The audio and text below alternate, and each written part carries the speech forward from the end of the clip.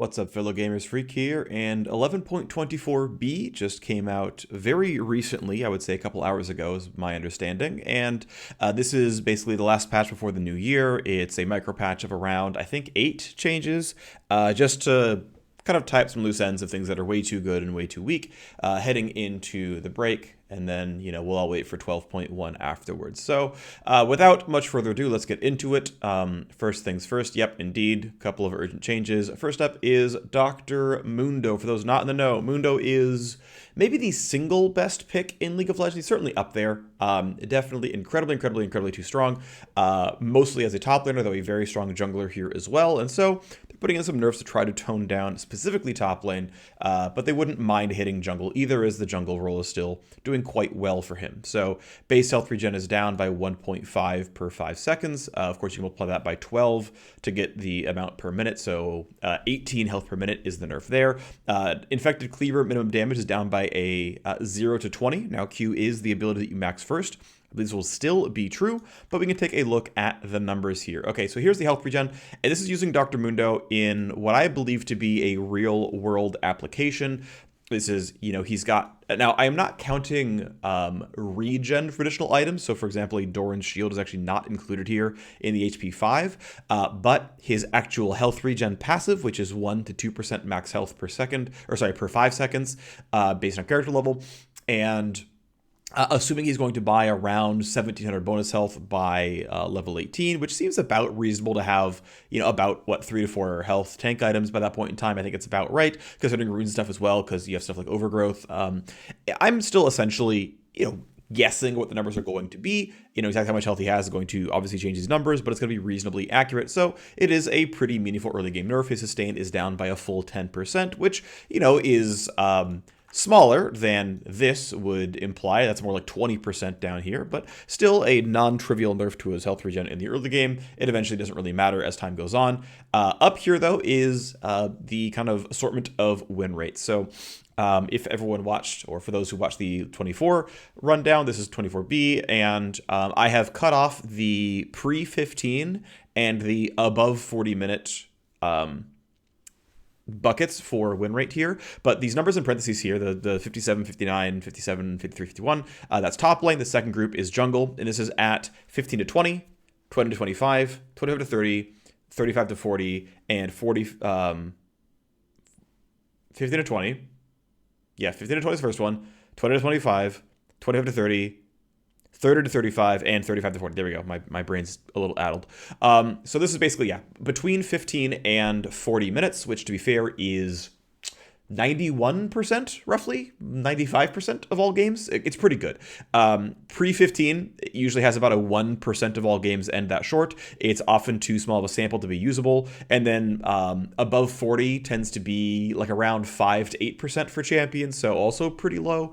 And ultimately, I'm truncating very slightly because we still get the shape of which way the champions move. And in general, it tends to work out as more reliable while still giving us the direction. So you can see, of course, his win rates as a top laner tend to be higher than his win rates as a jungler. But worth noting that this is a champion who kind of spikes at the 20 to 30 minute mark and then starts decaying from there. So kind of an early mid game spike for Dr. Mundo, keeping track of his win rates. Clearly they are very much too high. But if you can wait out a Mundo, eventually you can outscale him.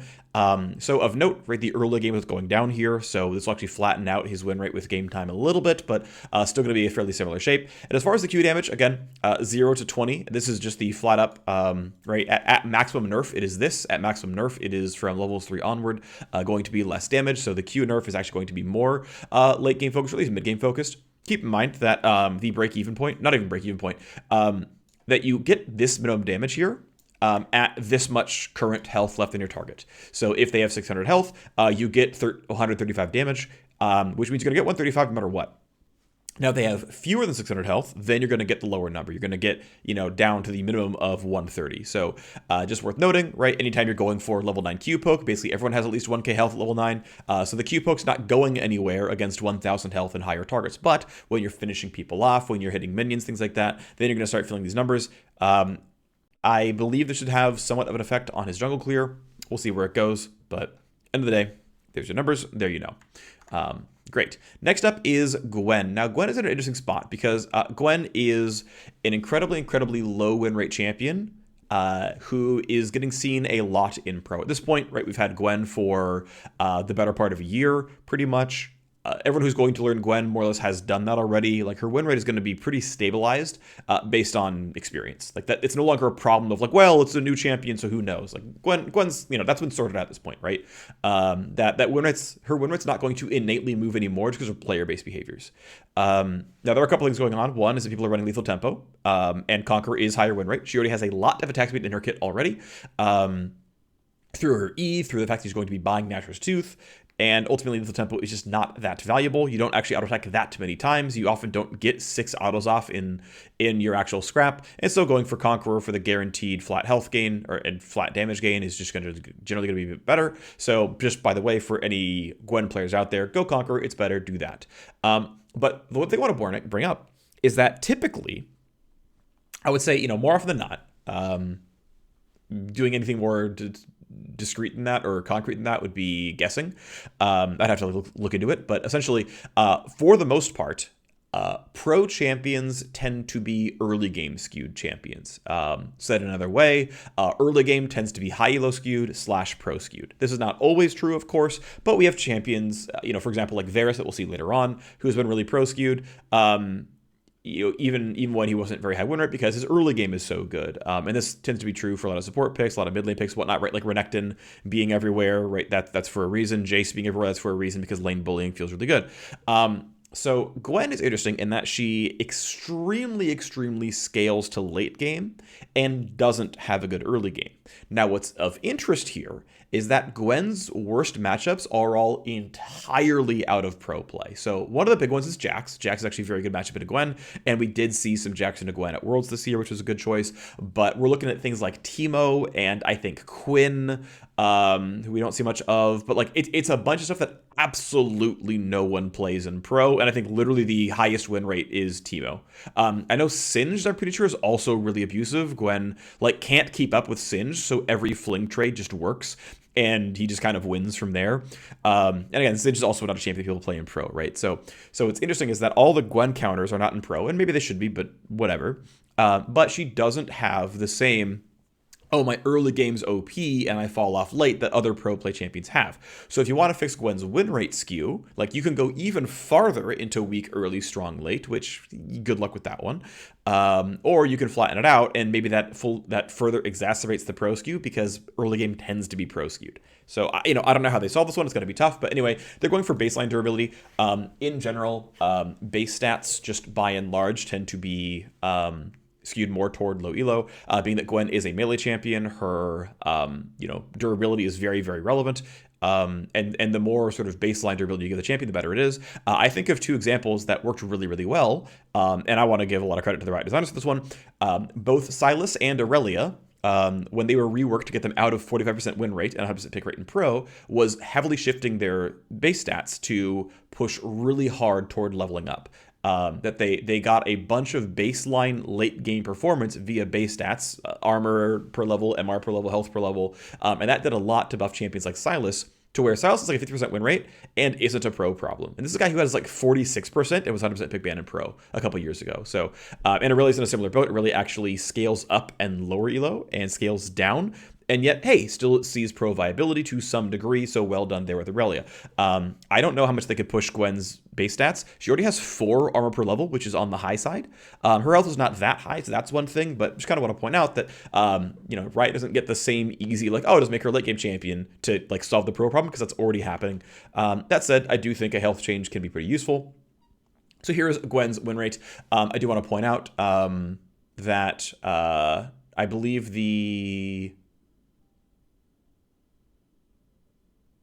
I took notes down here. You can't see it on the screen. It's right over here. 25,000 games, 38%, and 16% 35 plus. So I believe at 51, that we're at 51, that's 16% of her games went 35 plus minutes, which is here. 25,000 games or 38%. So the 38% win rate at 15 to 20 right? Which is very low. Like a 38% win rate is like absurdly, stupidly weak. That is really, really, really, really, really, really low. And we're pretty like confident that that's the actual win rate at that point in time. 25,000 games of sample means we're not looking at just variance. There are other factors, sure, but with a 25,000 game sample, she in fact has a 38% win rate between 15 and 20 minutes. That if there is a sub 20 unanimous surrender, 62 to 38, Gwen's on the losing team. They're surrendering. Like she tends to get just destroyed in lanes. Now, I do want to point out really quickly that there are biases here because what we are not doing is we are not measuring at 1930. Hey, what's the gold lead? Who do we predict to win? What do we expect Gwen's team's win rate is at 19 minutes? It's, hey, did the game end at 19 minutes? Okay, if so, who won? Right? Which means Gwen potentially, actually, theoretically, I'm not saying it's true, but theoretically, Gwen could have a strong early game, but no one ever surrenders against Gwen. I don't think it's actually what's happening, but it's theoretically possible that just everyone refuses to surrender against Gwen out of spite or who knows what. But Gwen's, are willing to surrender. Like, all Gwen players are easy to tilt, and so Gwen's will always submit a 60-minute surrender if they're losing lane. Again, not saying it's actually what's happening, but like that is theoretically what you can measure when you look at something like this. I don't expect these kind of biases to really exist. I think in general, we clearly see a strong up and to the right that Gwen scales very heavily. 13% win rate gain heavily. With game time, that's a very big deal. As far as health is concerned, it is a little bit early game skewed in that it's a bit more health in the early game of 7% instead of 6% late game. Of course, she tends to go Riftmaker, so around level 13 when Riftmaker comes in, we get another flat health spike, which lowers this percentage even more. But worth noting on that overall, this is a very big early game buff. We should expect the 38% to look more like 40%, I'm going to guess. Once we get enough data that we can kind of look long term and look back in middle of January, I'm expecting this number to look more like 40%. But yeah, it's going to be a win rate gain. Again, Gwen only has a above 50% win rate in games that go above 35. Now I remember what it was. Yeah, only 16% of Gwen's games go 35 minutes or longer. So in only 16% of Gwen's games has she actually survived long enough to have a higher win rate than her cohort. Which is like, yeah, that's really absurd, right? The other 84% of games are under 35 minutes, and thus Gwen has never caught up enough to like force the win. So yeah, it's meaningful. Okay, next up we have Kai'Sa. So Kai'Sa is actually getting several changes. We're gonna get them all on the screen here. I'm gonna scroll down very slightly. Beautiful. Okay, so she has been on the weaker side for pro priority, as they're mentioning up there at the top of this thing, but she has fallen even further during the shifting meta in preseason. This is interesting because one thought that I had and I'd seen brought up as well, but doesn't appear to be supported. More analysis would be needed to do this more definitively, but one of the thoughts I saw was, hey, are champions who scale getting rewarded by the preseason? So for example, Vayne, who's getting a nerf this patch, is not just stronger because of lethal tempo. Certainly lethal tempo is a good rune on her, and Vayne with lethal tempo is her optimal rune.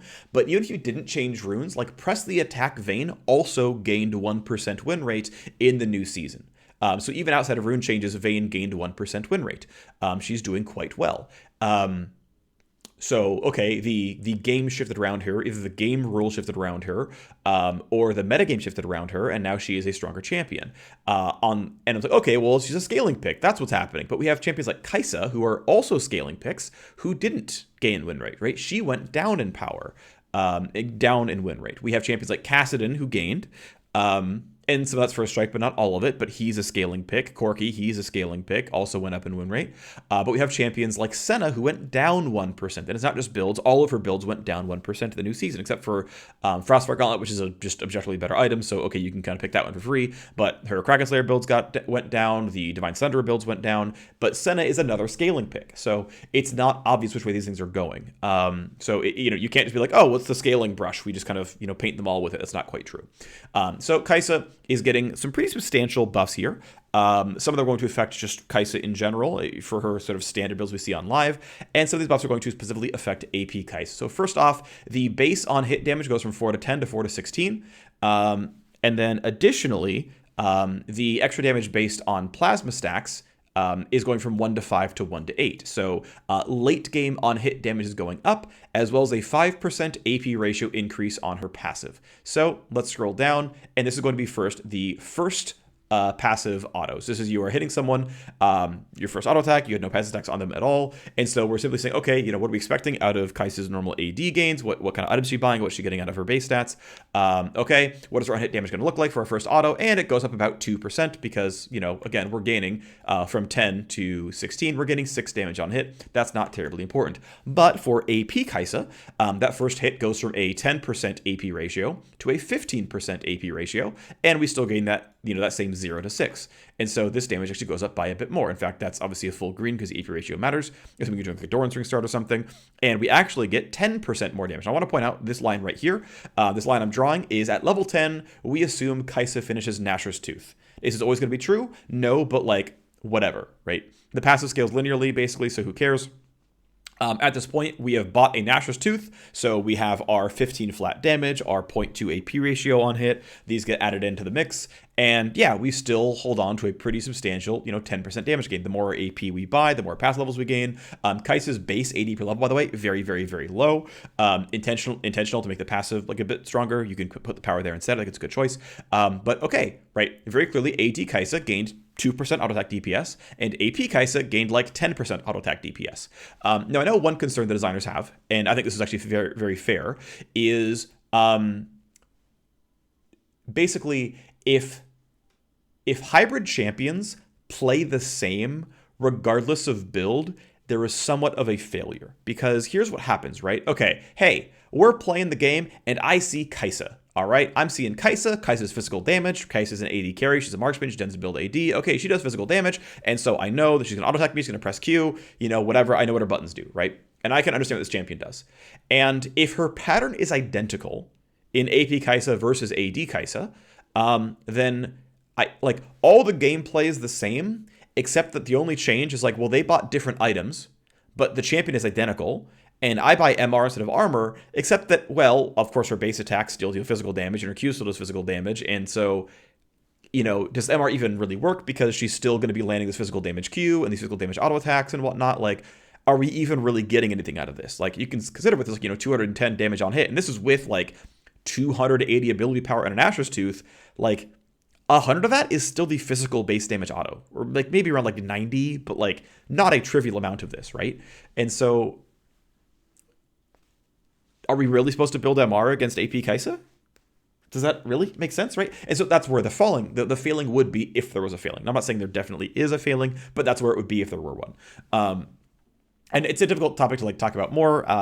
Probably not the space for right now in this video, but that is the concern around hybrid builds is if they come out the exact same champion, what's the point? We've just made itemization more difficult for everyone because, well, now we buy MR, but it's not like it's even a different champion. I would say by comparison, I think AP Twitch has done reasonably well, where AP Twitch clearly has a very different kind of pattern to it. The AP ratio on the E actually does magic damage. The true damage dot is, where an AP ratio lives. The true damage dot doesn't matter on an AD build, but it does on an AP build. It actually feels a bit different. That feels a bit more fair, a bit more reasonable. The difficulty is always getting Kaisa to that point as well. Okay, anyway, want to point out the scaling. We go from 47 to eventually 50. Again, reasonably low win rate. Not many of her games go to a point where she has a high win rate overall, but this is a champion who scales with game time, who's getting more scaling with game time, right? Her buffs are late game focused on a champion who's already a scaling pick. I don't think that's a problem. I think this could be a discussion at some point down the line, but I don't think it's inherently wrong for a champion to be a scaling pick or for Riot to push the scaling even further. I think it's reasonable.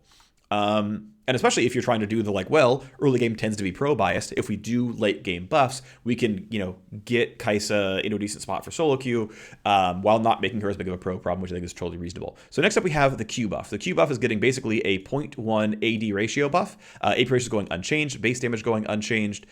These lines are just the math on single target and whatnot damage. So before we do that, though, I forgot, we have one for the 5th auto attack. Now, this is, for what it's worth, excluding the % missing health damage on the actual 5th shot proc, but it is still the base passive damage and 4 stacks of plasma. So it's the amplified before missing health damage part of it, and we can see that it's okay. It's between A2 and 6% auto attack damage increase by late game, right? And this is again, now to be fair, I am not counting crit in this calculation. This is just her total AD plus her total passive damage. So there actually is even less percentage gain in the real world when Kai'Sa has a Kraken Slayer or a Gale Force, or, and the crit from a Collector and the crit from an IE or Lord Dominix or whatever. Like, those aren't rolled in here, and those are very relevant factors. So this is not a full, complete look, but it's still a reasonably accurate representation of what's going on, at least, getting us that way. And then as far as the AP build is concerned, again, still 2% early game. There's really no way to buff this.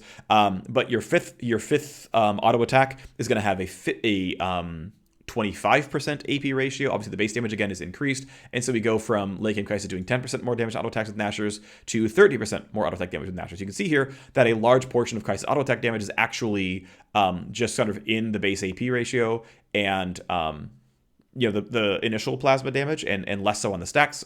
Maybe a little bit compared to maybe the AD version where the percentages are a bit more different. But anyway, again, still some scaling changes here. Okay, great. Now we go to Kai'Sa's isolated Q. I'm once again assuming an AD build. I'm saying at level 10, you have finally gotten 100 bonus AD, and you can evolve your Q. So that's where the numbers kind of break apart here, right? Here's rank 1 of Q, and then rank 2, and then rank 3, and then rank 4, and then rank 5, and then here's rank 5 evolved. And we can see here, right, with an AD ratio increase, and assuming, pretty standard attack damage gains from items, so you're building AD Kai'Sa, then it goes this way, and it feels really good. Now, if you're playing AP Kai'Sa, like, okay, basically this 7% gain right here this is what 100 bonus AD is going to give you, and you can stop right here. Right, this 7%, like, that's where it's going to go. If you have 100 bonus AD, counting champion per level growth, and you buy nothing else, you get 7%, and that's your gain to get the Q evolve. And then from there, the AP ratio has been unchanged, so you kind of trend towards 100%. But for AD Kai'Sa, right, the Q is a bigger and bigger part of the budget. For AD Kai'Sa, we're getting a late game 10% damage buff on Q, which is pretty good, and we can move on from that. Alrighty. Next up, we have nerfs to Kassadin. Kassadin definitely doing too well. Too strong in lane, especially against melee champions. Just get the trade back on them. So it is a flat damage nerf on the W. I want to point out the W has a very, very, very aggressive AP ratio. I've talked about AP ratios on this channel before. I think it is pretty reasonable for aggressive ratios on risky abilities, because the best way to compensate for risk is to just be tanky. And the best way to prevent that is to give the most generous ratios to the riskiest abilities. Because then, going AP Kassadin, instead of Fimbulwinter and Frozen Heart and Warmogs and whatever the hell else, it's like, well, if I want the 80% ability power ratio on, a pretty low base damage ability, I've got to build ability power for that one. Because that is a very, very large source of damage and can help push players towards doing the healthier builds for the game. Tank Kassadin would not be a very healthy, ironically, he'd be really healthy. For the game, it wouldn't be very healthy. Ha ha ha, it's a pun. Okay, but also the passive is getting nerfed. This is going to actually kind of lower his sharpness. I find this kind of interesting. I don't think it's necessarily a problem. Again, we had a very brief talk about scaling picks versus early game picks and how stark are they allowed to be, what makes sense, what's reasonable, what's not. But in this case, okay, Kassadin's going to be less stark against AP picks. His durability against physical damage champions didn't really change. That said, most physical mid laners tend to be melee mid laners. Jace is like kind of the only relatively common ranged physical damage champion. So a W nerf affects all the physical matchups. The passive nerf affects almost all the magic damage matchups. There's some like maybe Echo where you're going to get both, and you're going to have something going on there. Real quick, by the way, didn't print this one out. W Void Seeker cooldown. Pretty significant or refund. This evolve, by the way, is when you have 100 ability power. So that's obviously a mythic plus, Doran's Ring plus maybe a little bit more. I don't know how Crown Guard, Divine, or Crown of the Shadow Queen works with Kassadin, or with Kai'Sa, actually. I don't actually know. I would guess only the flat part matters, so you need a little bit more than just the mythic. I think you always need mythic plus an Amp Tome, and you can't get it with just Doran's Ring unless you buy Doran's Ring and a Dark Seal. I don't think Dark Seal stacks would work towards that either, but I don't really know. Anyway, yeah, obviously, the cooldown goes from 30% to 23%. It is a pretty substantial increase, actually, in terms of, your cooldown goes from 3 seconds to 2.3 seconds, which is like a good, 25% off or so. Almost more than that, right? It's more like 35% off, so pretty meaningful, all things considered. Anyway, yeah, back on to Kassadin, right? So Kassadin is, of course, a scaling pick. Being nerfed against magic damage matchups, being nerfed against what is essentially physical damage matchups. It's a flat 20 damage. I do want to point out, by the way, that for the Kassadins out there, you should be actually maxing E on this champion.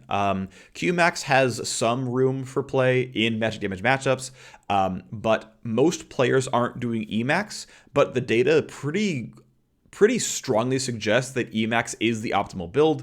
You can spam your W at no cost to get stacks back up. You can spam rank 1Q to get stacks back up, and you have some wave clear. With R plus E, you will knock down waves, and you can gain like a solid, like I think it's like 1.5 to 2% win rate by doing Emax on average. Now, again, there's measurement, things here where,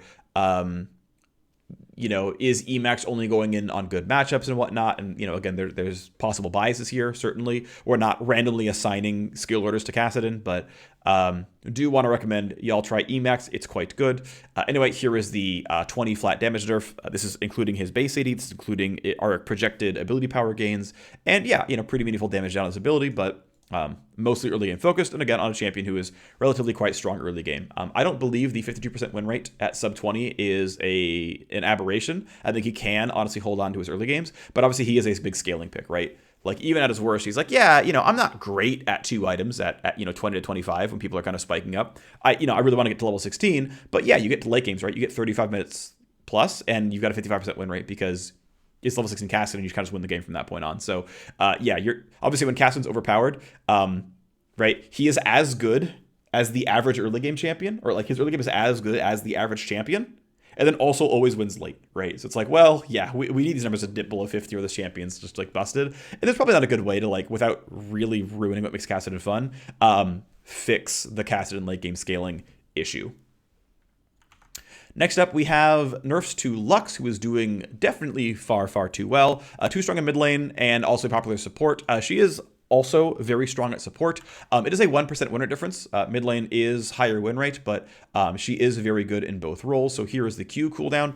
To my understanding, both roles max Q second. So, kind of no matter what we're playing, we can kind of do this here. Theoretically, this might move us back towards maxing shield second on Lux support. The shield rank ups got nerfed pretty heavily last time she was taking over support play. And now that Q only has a damage rank up, there is a decent chance support Lux may indeed hop off of Q. Certainly going from 11 seconds to 9 seconds was pretty meaningful. This will be a pretty big hit, all things considered. But, that's fine. She's really, really, really strong. In both cases, you can see that she is an early game pick. Lux is a lane bully who snowballs early on and doesn't hold on quite as well. This will somewhat exacerbate that, being that, her level 8 plus is getting weaker. Now, certainly, if we're measuring sub 20 minutes, we're well beyond level 8 at 20 minutes into the game. In general, a mid laner hits level 6 at 6 minutes. If you don't miss CS, you are dinging 6 at like 550, like that wave as you kill it, that's the wave that gives you level 6. If you get killed, if you miss a wave, okay, you've got to wait till 6:30 or something like that, but that's how that pacing goes. Support, of course, takes quite a bit longer, and it's like way more variance because support drops waves all the time, but that's how mid lane works, by the way. So if we're going to measure a 20-minute surrender or a 17-minute surrender, we're pretty well into like the 10s for levels for the most part. But yeah, we will see this go down, right? We're going to see this measurement fall off. And the other part of it is, of course, the base damage on the Q. This is also getting hit in the rank up, right? So Lux is going to remain somewhat of a strong early game champion, but considering that we are hitting, I didn't do anything about this, the level 8 to 13 is what's getting, the major hit. And then it kind of, you stop getting nerfed from there, aside from snowballing. We'll see what it looks like for her win rate, but yeah, definitely going to be a pretty solid mid-game hit, and she's going to still be quite strong, but probably not terribly overbearing. Next up, a pretty small change to Olaf. This is a revert of a previous nerf he got a while ago. This attack speed gain is multiplicative through his passive, so going from a 1.75x to a 2x attack speed is a pretty big gain of 1/7. It is 14%, up to 14% more total attack speed. That is going to be a lot of DPS. It's going to be quite meaningful, so keep that in mind. Is it going to put Olaf back into a good spot? Probably not. He's pretty weak overall, so probably skip on Olaf for a while still. I haven't went and investigated if Olaf has some undiscovered builds. I may look at that for a follow-up video on, hey, here's some OP champs to play for 1124B over the holidays. I may try to build that out, but right now I don't know what's up with Olaf, but he seems to be pretty weak overall. Next up, we have Pyke. Pyke is difficult because he's he's in such a weird spot because of his role skew. Obviously, he's meant to be a support. People tend to want to play him as support. He is a fun support, but he's constantly got really, really high win rate solo lane performance, and it's tough because obviously they don't want Pyke to they want Pyke to be able to actually play League of Legends, which means they have to give him base stats, but they don't want him to be a tank. So it's like, oh yeah, well, we can diminish the value of you buying more armor by giving him a lot of armor, but like relatively low health. And we convert all his health into, attack damage and stuff. The difficulty of trying to do like an armor MR conversion into attack damage, that probably could be done and maybe should be done. But a difficulty there is you get these weird things like, oh, well, it turns out that Sunfire Aegis is like the best damage item because it's like, it gets weird really fast, right? And so it can be tough to do that correctly. But essentially, yeah, Pyke has a problem where he's so constrained by his mid lane and top lane win rate that it's tough to give him better scaling, better rank ups, because those are going to directly affect solo lanes where he gets rank ups sooner and plays more of the game with higher level rank ups. So in this case, we get 15 flat damage added to Bone Skewer. The bonus AD ratio goes nowhere because, again, mid laners earn more gold. And then another support focused buff in that the amount of gray health regen while you're near multiple enemies or an ally, I forget which one is the actual trigger, that goes up a little bit as well by the tune of 1/7, so 14% more regen, which is pretty good for surviving lane. 15 flat damage on Bone Skewer is going to be an early game focused buff, and would you know it, Pyke is an early game focused champion. You can see, yeah, that is a 56% win rate of forcing sub 20-minute surrenders.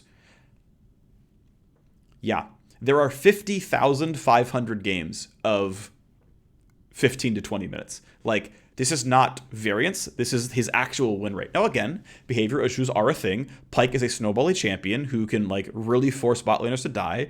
And some players are weak-willed and don't realize like Pyke falls off. Like, yep, they had a 5-0 start to bot lane. That's really rough. Pyke's pretty big. Your support outscaled him. It's level 11. Your support's bigger. Like, just hold on. Don't surrender.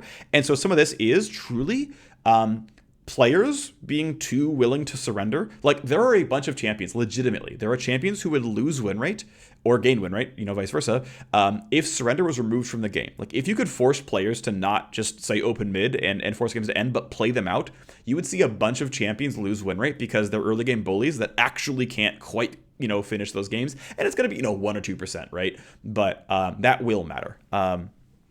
Now, again, we can have a sampling error here of the 49, 48, 48, 48, right? Where it's like, okay, Pyke is expected to have a good early game, right? Pyke is expected to be, let's say, up 500 gold in the early game.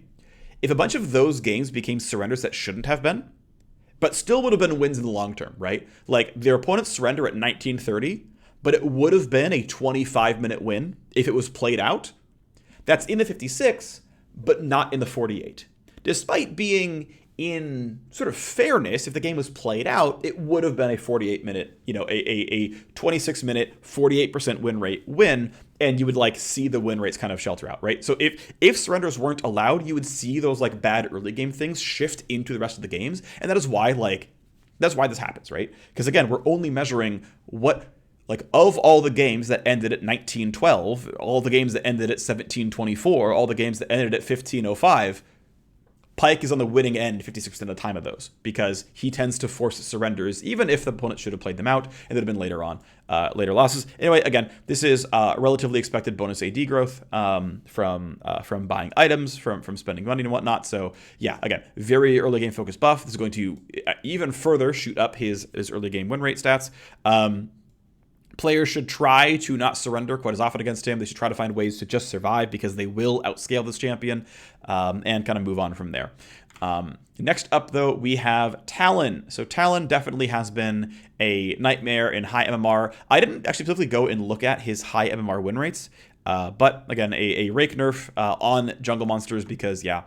So from what I have seen, and I don't play in Grandmaster or Challenger, I don't play Pro, whatever. But what we kind of saw in even at Worlds, right, is that Talon seemed to be a very little bit overrated. Just a very little bit overrated. In that people kind of hopped off at a certain point, and they just like went back for crowd control because so Talon does very frustrating things. Like, I totally commiserate people who are like, wow, I hate playing against Talon. He jumped over 3 walls, took my Krugs, jumped over 2 more walls, and it was always impossible for me to kill him. I was never going to get this one. He was always going to go away. There's never a possibility for us. This game sucks. And I commiserate with that. He is absolutely a frustrating champion to play against. However, he is still on jungle income, which is just less income than mid and top lane. And he doesn't have any crowd control. So he doesn't have gank setup. He doesn't have pressure pre-6. He's really good at taking camps and, you know, getting his gold income to a decent spot and oftentimes pushing camps away from enemy junglers, and that's all pretty useful. He's a scale pretty well. Like, his win rate's acceptable. By the way, these win rate numbers up here are the last 30 days in gold plus. So it's, you know, the top half, roughly, I think it's like 45% of players are gold plus. All right, whatever I was talking about, I've forgotten. I had to pause and get my dog some water. But ultimately, yeah, so these win rates, if I recall correctly, it is last 30 days gold plus. I have spot checked in a few places, and these win rate growth curves don't seem to change with MMR, so it doesn't really matter. I'm just trying to get enough sample that I'm like really confident this is actually the way these things move, because something plus or minus 1% can sometimes be really relevant in the case of, you know, here with Talon, where they're all within about 1% of each other. So anyway, this is going to be obviously a pretty flat damage cut to his jungle speed. I didn't even include bonus AD scaling because it doesn't really matter. It's always 13% less damage. So there you go. Easy stuff. Next up is Varus. So Varus is definitely not doing too well. He is an early game champion, which you'll see in a second for what that. So we're buffing Varus with a focus on his non-lethality builds, taking an opportunity to buff up his AP off build. So worth noting that from a couple of games of Varus that I've played, it appears that attack speed Varus is the best Varus. Lethal tempo, obviously a pretty big win for him, and just playing team fights with lethal tempo tends to work out pretty well. Seen a lot of hubbub online about how marksman can't survive anything, but hey, you know what? He works out pretty well with shield bow and gale force. He works out pretty well with a wit's end. It's not that hard to build some level defensive items on him and survive it, actually. Again, you know, wit's end for any attack speed user is pretty solid overall. But what's going on here is some late game buffs. Now, I don't know how much is going to really matter. The attack speed buff duration lasting for a bit longer. Certainly, you've got, you know, more time for, well, yeah, we got that takedown in the team fight. And so, you know, now for another 6 seconds, I have the super amped attack speed for when we're going to go, you know, fight the next champion after the first takedown and whatnot. So this can matter. It's hard to measure how much it's really going to, but it does mean something, of course. W on hit damage has gone up by an extra 1 per rank. Right now on live, W is maxed last for his AD builds. I don't expect that to change for the AD builds. As far as the AP builds, though, it is, of course, a good source of on-hit damage, and the AP ratio has gone up, which can help a little bit. And the percent max health stack damage, again, has gone nowhere for the AD build, but went up by about 1/4 for the AP build. So what does this all mean for Varus? Well, here is the passive duration. Nope, this is just a full copy-paste from Talon. So don't worry about these numbers here, because they don't matter. Whatever. They upgrade it 6, 11, and 16. Like, here. It's better there, it's better there, it's better there. These are the power spikes. It's fine, don't worry about it. The important part is up here at the top. This is the win rate with game time stuff. So you can see it's not a lot of movement with time, but it's still down 2%. He is somewhat more of a lane bully. Obviously, in none of his lane phases is he good. It's worth noting, Varus is arguably a weaker laner than Kassadin, based on win rate data. Like, a Varus surrenders at 15 more than Kassadin surrenders at 15. That's wild, right? Like, yeah, okay. And this is I feel like the sort of promise that gets broken when you have these win rate disparities, when things are you know, too out of whack and win rate wise. It's like, okay, this champion has you know, this champion is a late game scaler. Yeah, but they're so OP that early game is better than a lane bully. It's like, that's good. That's what we wanted to see here. So good to see it being addressed. And again, these are changes that generally speaking are scaling based, right? It's more AP ratios, more rank up, you know, more with level, more rank up. So this will probably flatten out Varus a fair bit. I think it's actually a very good direction to go for, being that often Varus is pro bound because of his early game power. So I like that late game Varus is getting stronger. I think it's a very good change. So that's passive duration, and that's his win rate curve. Here is on hit damage. This is my approximation of his AD builds. Obviously, he's going to have the same AD before and after. Again, this is not including crit or even like Rage Blade conversions. But as we go on and we get, 1, 2, 2, 3, 4 more damage, it's like 1.3% more. Like, it barely means anything, right? Like, this is practically not text for AD Varus. But for AP Varus, again, we assume our sort of standard AP scaling here. We grab a Nash's Tooth right around this level. And actually, once we hit Nash's Tooth, our on-hit damage is actually pretty close. Now, again, we are not looking at things like crit and Ruin King and Rage Blade conversions and whatnot. So we are kind of understating this stuff here. Right now, my tabulation for AD per level from items is just raw AD. It's usually meant for like caster damage, for the damage of Darius Q and Alawi tentacles and stuff like that, and less so for true like auto attack damage. So that is one thing we're kind of missing here. But before things like crit, it actually gets pretty close here. But worth noting that yes, even as we get more and more AP items, if we have an Asher's Tooth like directly in the build added in here, AD Varus still deals more damage per auto attack. So just worth noting, right? But the cool stuff is what a fully charged Q plus a 3-stack W snipe is going to do. Oh, one thing I'm doing, by the way, so obviously in AD Varus, we're maxing it last. So level 14, we get the first point here. I'm going to assume for AP Varus, we're actually maxing it first. So all our rank ups are right here. Which is why we get kind of front-loaded damage, which is obviously going to change a lot of things around. Right now, AP Varus tends to be maxing at about second. That seems to be his best and most common build. I'm just going to assume it's going to first. Maybe that's wrong, but it's what I'm assuming here. Anyway, here is QW snipe damage. I forget how I handled all the math in terms of when I put ranks into W, because I forgot. But anyway, what it comes down to, here is AD Varus before and after. And obviously for AD Varus is not any different, right? The Q damage is unchanged, his AD ratios are unchanged, the W base damage is unchanged. What this is just an illustration of what this damage would be against like a basic champion versus what it would be against a champion who's like bought like 1600 or something bonus health. And you can see that actually, yeah, the percent health damage actually is a pretty meaningful portion of the damage output of this ability. That we're doing up to 25% more damage without any AP scaling. And again, this is not because of the patch, right? This is just like, this is target difference. A fully stacked 3W passive Q snipe does about 25% more damage against tanky targets than against squishy targets in the late game. Not counting for armor and MR, but just counting for health differences. That's where we go. For AP Varus, we actually are rolling in the AP ratio. Of course, our basic Q snipe is dealing less damage. So we can see here that, and this, by the way, this is assuming a squishy target. This is the same row as this. So this is AD Varus pre or post patch, and this is AP Varus pre patch. And you can see the damage is actually lower in most cases until we got to late game, until we got the points in W, and the AP ratio started taking over, right? Once we started getting more and more going on, our W damage really shoots up, and it feels pretty good because we get more points. You can see, I think a lot of this is simply getting the points in W, right? This is rank 13, right? We scale it here, we scale it here, we scale it here, and these are the big damage jumps. So you can see that, by putting points in W, right, we can start to overtake the AD damage and do more damage with AP Varus. And then now that it's been buffed, right, we hit the same breakpoints, and it's much, much better, right? That, by around level 11 almost, we're doing, by about level 11, right, we have enough ability power at one item that our, fully charged, 3-stack W Q snipe is doing about as much damage as before. Obviously, much more of this damage is going to be magic damage, but these are the kind of the conversions we're looking at. And so, yeah, you can actually get somewhat similar damage output out of this. Obviously, they are very, very big AP ratio buffs. Next up, we have Vayne. Vayne is another scaling pick who is doing quite well in this season, and is a revert of a buff from a while ago. It is 10 damage taken off her ultimate.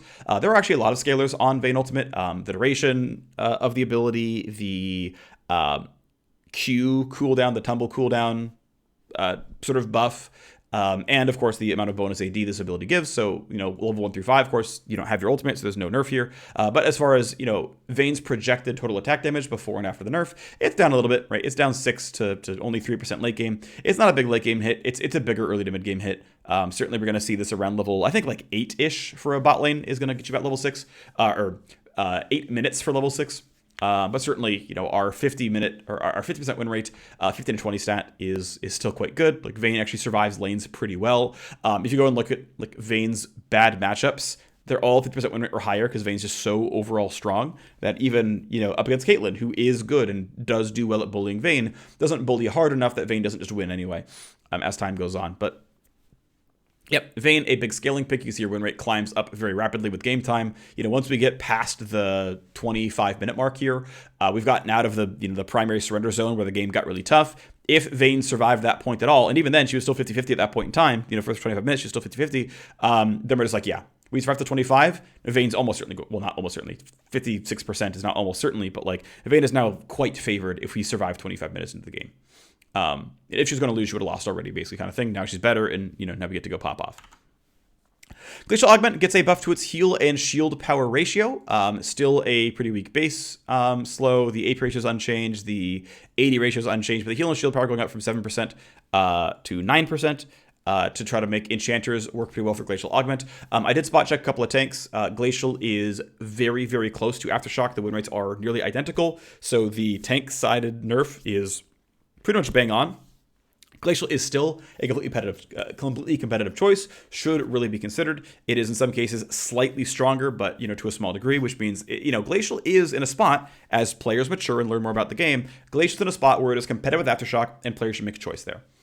And then there's some bug fixes and ARAM and spellbook stuff. Okay, so let's do a quick TLDR of the 11.24b micro patch. Dr. Mundo getting a small 10% nerf to his overall health regen in the early game, and Infected Cleaver is going to do less damage against champions with between 600 and 1,000 health.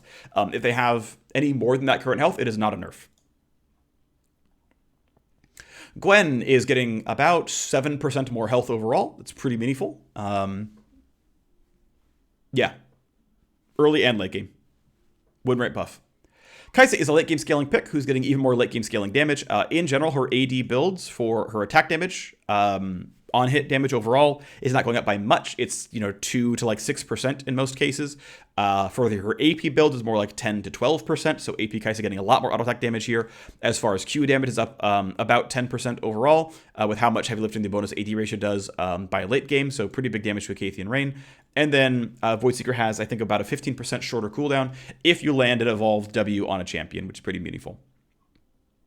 Kassadin now takes about 7% more damage against dimension damage laners, and trades much less favorably against melee champions, which tend to be AD focused. So Kassadin gonna lose a couple of win rate here. Obviously affected by the Archangel's buff, which helps him, and overall just a strong champion, so good nerf.